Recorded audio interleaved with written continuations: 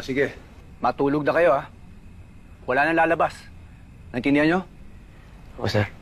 Opo. Kidlat, teka lang.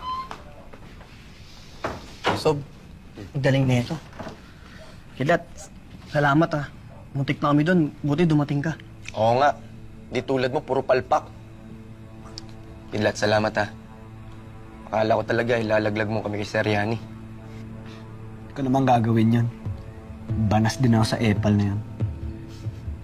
Ibang klase rin to eh, no? Akala ko ba mabait ka? Yung tipong hindi ka pumapalag sa mga bossing dito. Push up ka tuloy. So, sawa na ako sa pagiging mabait. Wala naman ang napapala dyan eh. Kung iniisip nila, loko-loko ko, di totohanin ko na. Tablado na sila sa akin lahat. Sige na, matutulog na ako. Sige na ba tayo?